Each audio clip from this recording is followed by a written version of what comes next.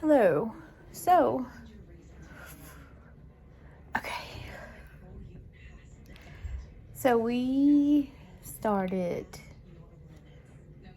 orientation with CRST on the 13th of March. It's March, right? Yeah. And things have not gone according to plan.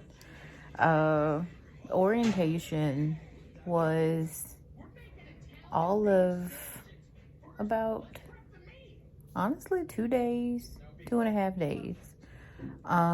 The first day, well, I told you, I made a video of when we got there. It is dorm style, college style. So they don't put you up in a hotel. You stay in a training facility. And in that facility, there's a room that you share if you have a teammate. It's a huge room, but it's basically cot style. Like it's a room, not it's not a comfort. It's basically it does what it's supposed to do, and then it's community style bathroom, so you don't have your own private bathroom. So I was taken aback by that. But it was clean. Everything was very clean. It was just to do what it was supposed to do, to house you. The classrooms were there in the same building. The day one orientation, they're getting your paperwork, your ID, your medical card, and all of that. Then they take you out, you do your road test, and all of that. Yeah, so everything was pretty cut and dry. You have to do all of these, you got to watch these training videos, take these tests. It was a bunch of them, pretty standard.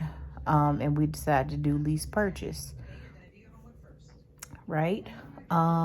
So day two was when we split.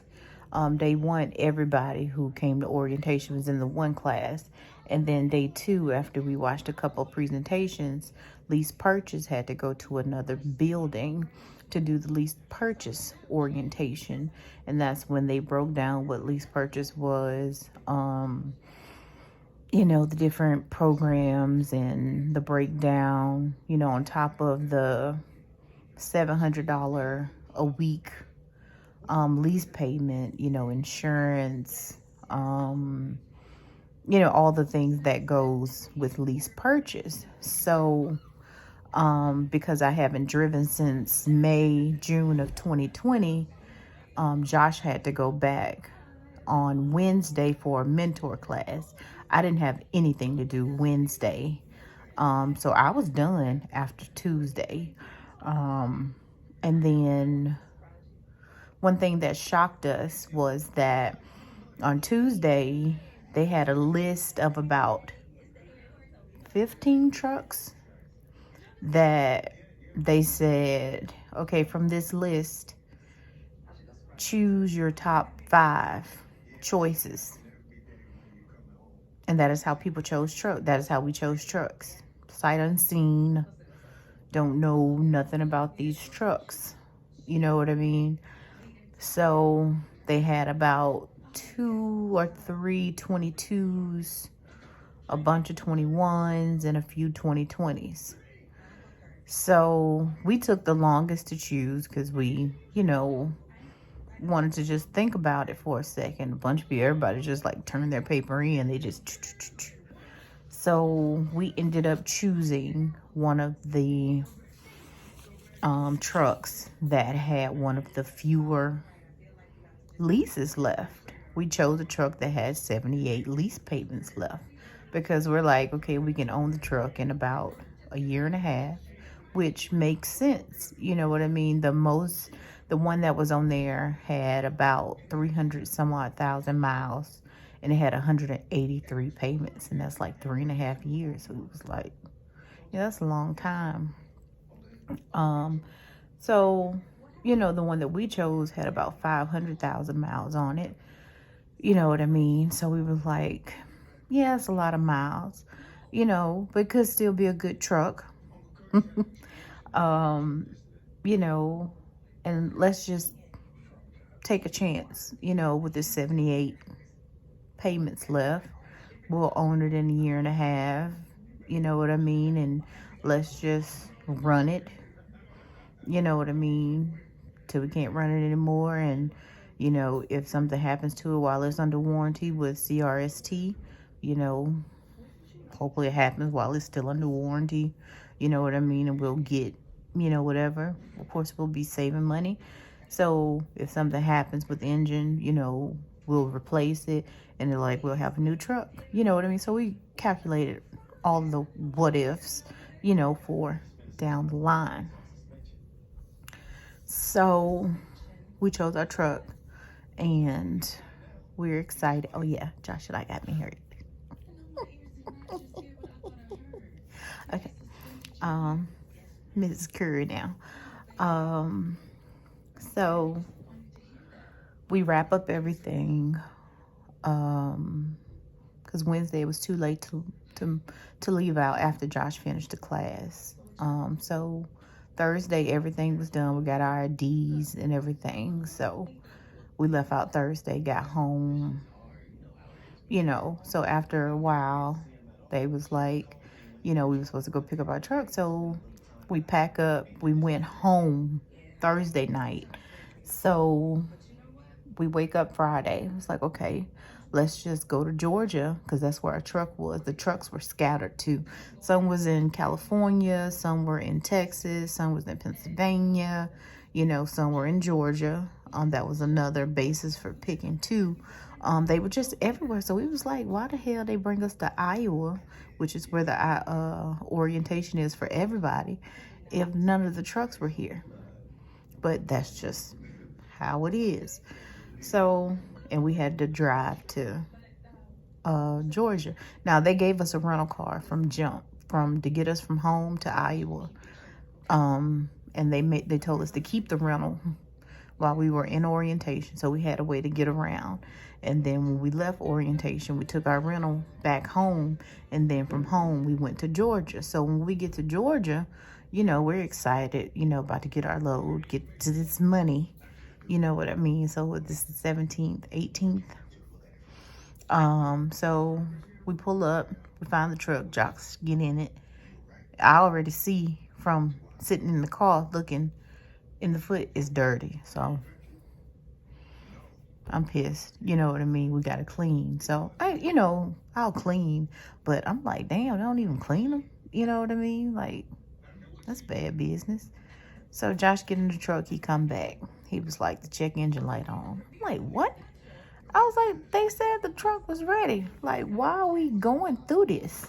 You know what I mean? So we couldn't really find nobody or whatever. So he went in. He got some stuff. I guess he found a mechanic or something. And he told somebody whatever that the check engine light was on. They got us a room for the night. We stayed in Georgia.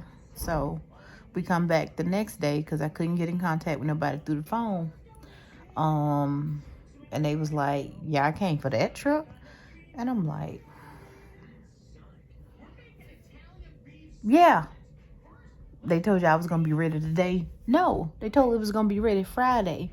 And they looking like, okay. I'm like, here we go with the bullshit. So he was like, well, let me go get a computer to go out here and see what's wrong with it. He get 2 different computers. Apparently the computers weren't working Saturday when we went back up there. So he was like, well, the guy who cleans the trucks here, he here, so he can at least clean it out. But if the computers ain't working, we can't tell y'all what's wrong with it. So we won't feel comfortable with y'all taking the truck out on the road, blah, blah, blah. So we're like, all right, cool. So we go back home. I'm like, all right, cool. So if that ain't working out, at least we can go home, get comfortable, and we be ready to hit it Monday. So early Monday, 8:45, I'm calling. You know, she was like, call back in like 20 minutes. Call back. y'all truck ready to go? I'm like, shoot, bet. You know what I mean? I get back to the house. I'm like, babe, our truck ready. You know what I mean? So we get up, get ready to go, hit the road. Boom. So we get there. We doing all this and that and this. Get rolling. Later that night, he tells me by the next morning when it's my shift to drive that the check engine light then came back on. And I'm like, what? And he was like, yeah. I'm like, shit. Okay. So, we check out the truck, doing the, pre-trip, looking over shit, trying to make, because, it's our truck. You know what I mean? Like, pre-tripping, make sure everything's cool. So, while I'm driving, a little bit after I start, the ABS light come on.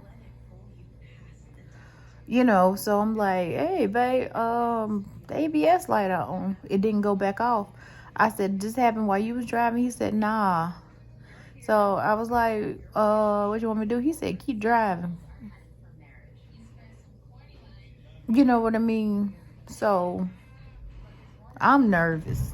I'm like, the more I'm driving, I'm like, he's talking about keep going, but this ain't his license. You know what I mean? Good old state trooper catch me. That's my life. What I'm gonna say, well, my man said keep going. This is how I'm thinking. You know what I mean? So I go a little further down the road, and then once I really, because I'm going up and down mountains. Like I'm leaving South Carolina, going into North Carolina, on 40. So that's like mountainous. That's up, down, round and round. So somewhere in North Carolina, I pull over into a rest area. So I get out there and I'm messing with the glad hands because I don't know if it's a seal or something. So I'm out there. I pop the brakes a couple times. You know what I mean? So I'm playing because I'm like, I need something to make these lights go off. Because the last thing I need is to come up on a way station and a state trooper see that light on the back of that trailer.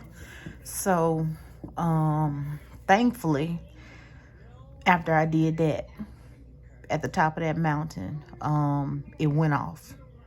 And after that, I went through 2 way stations. And when I went through that last one, the light had just came back on. And they didn't bother me. But after that second time it came back on, that's when we decided to pull over and call maintenance. And we've been down since then. That was last night about 6:30. Apparently it's a bigger issue than we thought.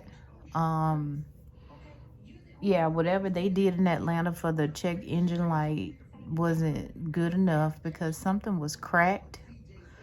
And we had to take it to Freightliner because the Loves couldn't fix the ABS issue, because that's the real reason why we stopped, or whatever. I forget the fault code that came through, but it was like something that they couldn't fix. So they said we had to take it to the manufacturer. So it was a Freightliner like 35 miles up the road. But apparently, the ABS code went off because somebody removed the camera in the inside of the cab, and it looked like somebody poured water in it, and it's corroded, and that's what's apparently throwing the ABS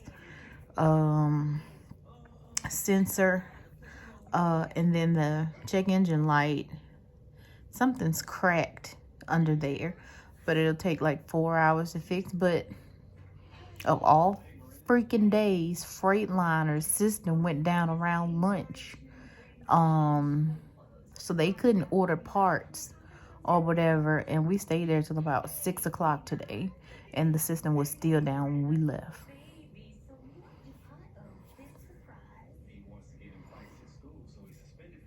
Yeah, so right when they figured out why the ABS was whatchamacallit, the system went down. They spent all morning trying to figure out what was going on, because we was in there forever. We got there at 7 o'clock this morning. Yeah. So we was up now almost 12 hours. So things have not gone the way we thought.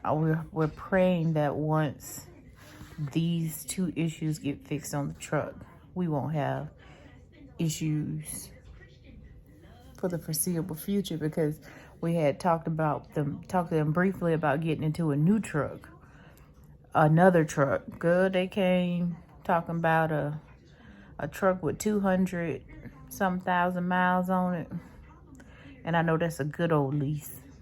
I know that's a good old 4-year lease, and that ain't what we want. We want something, you know what I mean, that we can pay off and that will be ours in a timely fashion. Not trying to be on nobody's thumb that long. That's a lot of money. Not trying to pay no $200,000 for no truck. Nah. But yeah, so CRST. We ain't starting off in the best way, but I have faith. Everything happens for a reason, and we've been put on pause so much this year. Just January, February. We were supposed to start the end of January at another company. That didn't work out. And then we were supposed to start at this company, but then we wanted to get married. So then we was like, well, let's just wait till after we get married. And then after we got married, the day after we got back, I had a medical emergency, and then I ended up having surgery, which I'm still healing. Pretty much healed, but I am still a little tender. So that put us off again. So that's what pushed us into March. So, and now we're having these issues too. So everything happens for a reason. You know what I mean? So I'm trying not to, read too much into it. It may be necessary right now. Telling what he's keeping us from. Still trying to stay positive, but it is frustrating. You know what I mean? And then I am happy that the truck is with Freightliner and not CRST right now. Because I know Freightliner can do a better job at repairing the truck and getting a really good look over before we really start driving. Because this was our first real run when we had these issues.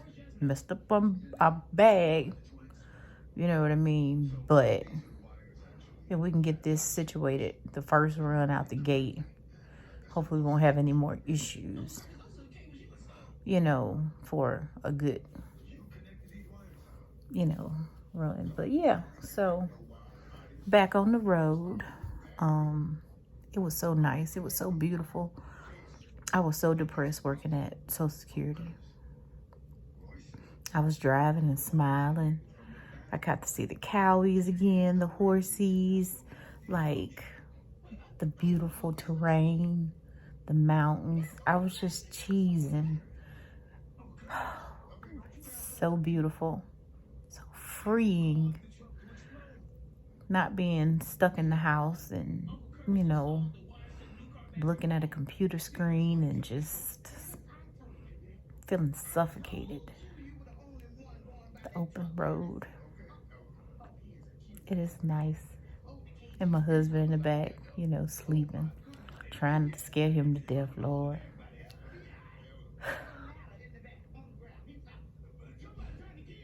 It feels good to be back. It really does. But I'll be giving some more updates. So, not so long. But yeah. I'm back. So yeah. But y'all, be easy. Try to get some sleep. Hopefully we'll be driving tomorrow. But yeah. Good night. We're in a hotel right now.